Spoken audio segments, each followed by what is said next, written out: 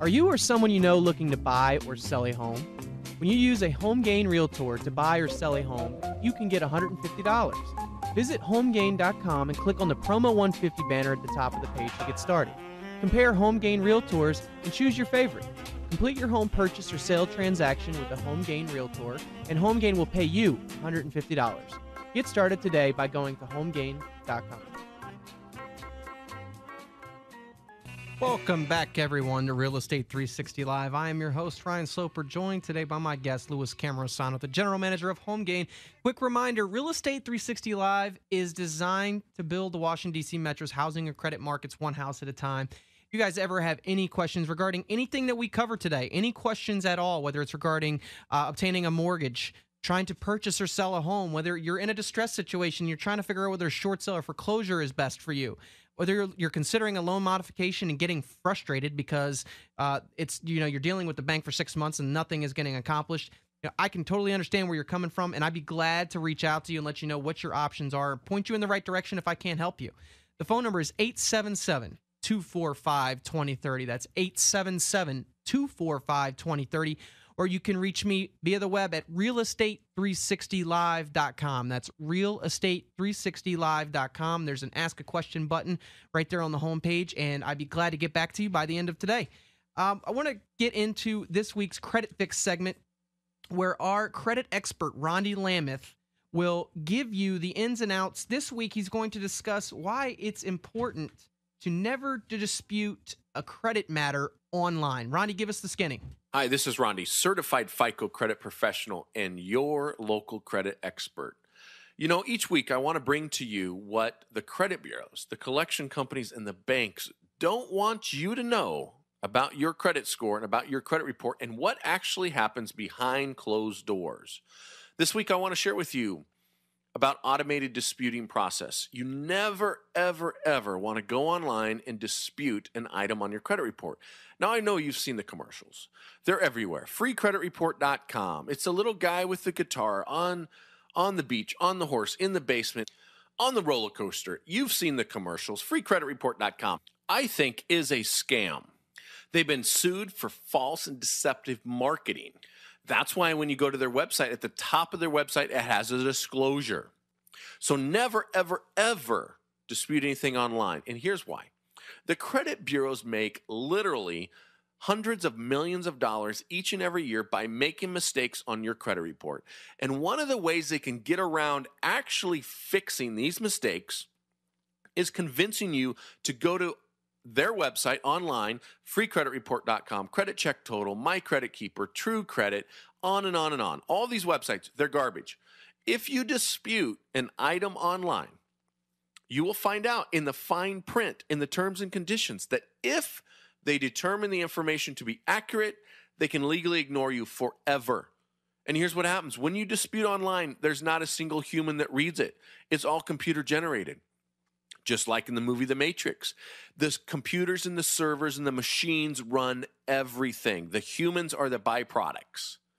They control everything, just like with the credit bureaus. The credit bureaus' machines control your life, your finances, and ultimately your lifestyle and dreams and your families. So never dispute online, because when you do, they're just going to instantly come back and say it's verified to be accurate, because you can't put in why you're disputing it. So instead, always dispute by mail. Mail the letter directly to the credit bureaus. And the way you want to do it is this. Step 1, use an oversized envelope. Step 2, put the stamp on at a 45-degree angle. Step 3, make sure it's hand addressed. Step 4, make sure your letter you write to the credit bureau is handwritten. And last but not least, include your Social Security card, your driver's license, and a current utility bill. Without it, the credit bureaus will ignore you. It is illegal for them to ignore you. However, it is cheaper for them to pay out a few $1 million in lawsuits every year than it is to actually follow the law. The U.S. government says that 66%, so that's nearly 7 out of 10 victims of all identity theft, is a direct result of the credit bureaus making a mistake. So if you can make billions of dollars by making mistakes, what's a few $1 million in fines? So, what I really want to stress this week to you is never, ever dispute online. Always do it in writing. I'm your credit coach, Ronnie Lambeth, certified FICO credit professional, bringing you the truth each and every week. And it's the truth that's going to set you free. Wow, thanks, Rondi. It was actually very insightful. And when I first found Rondi about a year and a half ago, he had mentioned this to me, and I thought that he was absolutely crazy that like all this was actually taking place. I mean, I knew that the way everything was set up is basically the credit bureaus and the banks are basically in collusion and they're only out to basically service themselves. But it's very interesting to find that Ronnie is very successful in getting derogatory items removed off credit reports. I mean, I think his percentage is something over like 85% of getting all derogatory items removed from a credit report. And the best part, and the reason why I've aligned myself in this show with Ronnie is because he's not one of those guys that's saying give me money up front and then I'll do it later. He's not going to charge you a penny unless he's successful deleting or removing items from your credit report. It really doesn't get much better than that, guys. I mean, if you're trying to obtain a home loan, if you're going through a bankruptcy, if you're out of bankruptcy, if you're short sale foreclosure, whatever it may be, we can help you. And I'm not satisfied with letting the credit bureaus and the banks and the other creditors getting away with what they're doing, misreporting or not following state and federal law. 877-245-2030. That's 877-245-2030. If you'd like me to refer you to Rondi, I'd be glad to. He's helped thousands of people, and I'm sure he could help you too. Lewis, don't you think it's interesting, like within what Rondi had said, that, by not disputing things online and actually knowing the process, you can do it on your own. And a lot of people think that the easiest way to do it on their own is to go to a site like freecreditreport.com. Wouldn't you agree? I'd agree, but that's what makes sense to do. But after listening to Rondi, it makes no sense to do that. It's scary, isn't it? I mean, most of it has to do with just the media play that these companies get.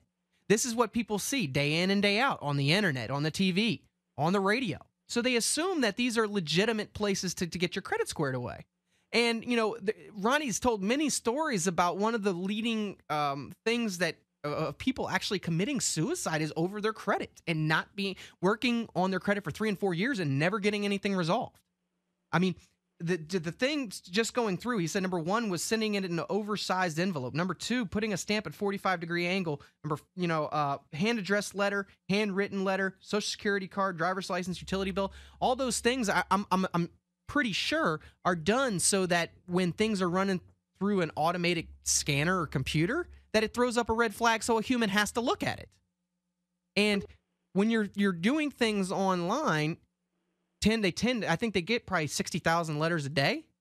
If you're one of the 59,900 that come in with just a printed out letter from the computer, you're not going to be taken seriously. And they'd rather just have you mad, and if you get an attorney, most people don't. See, they don't ever follow through. Most people don't follow through.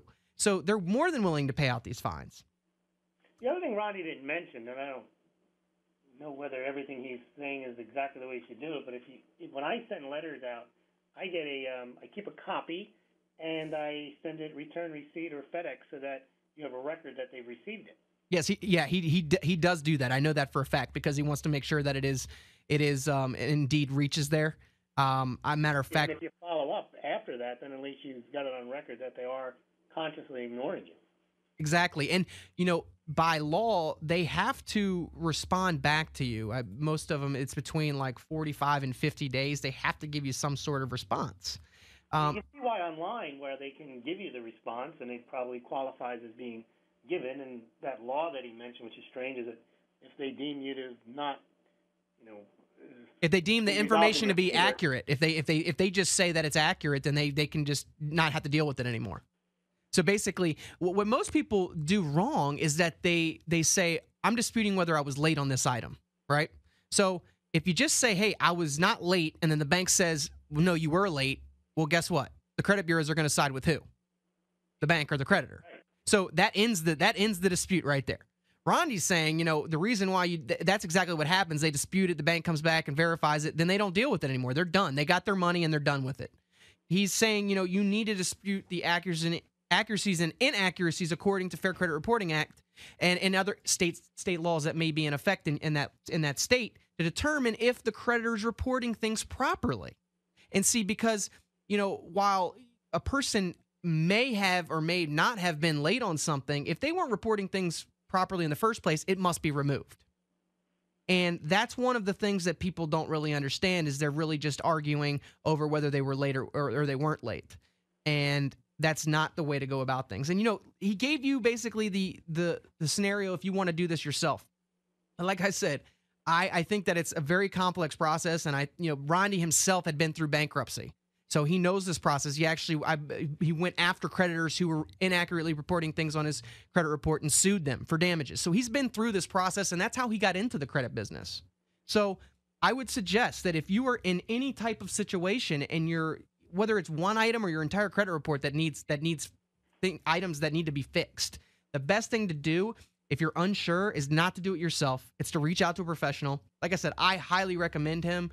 Just because, like I said, it's not one of those fly-by-night companies that's going to take your money up front and then not do anything.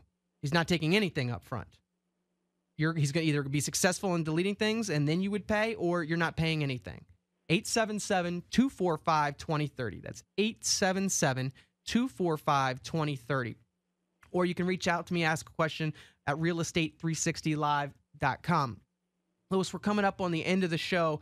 I really want to thank you for coming on once again. And for people that are out there that are right now in the market trying to buy their first home, investment property, and they're really just unsure of, what type of real estate agent they should work with, or and they don't know, whether they're specialized in a certain area, what can they do to get in contact with an agent? Well, the best thing to do is go to homegain.com and click on the left box, which is Find a Realtor, and there you fill out a short form telling the potential realtors what you're looking for in their services, and we send it to those real estate agents anonymously. And then they send you a proposal. You go into your control center, and they make a proposal to you based on your specific needs. And then once you're ready to talk with one of a real estate agent, then you decide to release the anonymity to that real estate agent. So this makes sure that you don't get spammed from a bunch of real estate agents who are interested in your business. You control the entire process. Also, if you're on homegain.com, you can quickly check out an estimate of your home's value instantly by typing in your home address. You can search homes for sale, or you can check out our many surveys like our 2012 Home Ownership Satisfaction Survey or our Q4 2011 Home Value Survey results, or even check out our FSBO versus Realtor survey, and you'll be interested to see what the results are, whether it makes sense to use a realtor or to go FSBO. You can find all that information out at homegain.com. Awesome, Louis. Thanks, man. I appreciate it. Thanks, Ryan. Thanks, everyone. All right, guys. Thank you for tuning in. We'll be back again next Monday from 2 to 3 p.m. If you have any questions or concerns, feel free to reach out to me. Have a great week. Talk to you next week.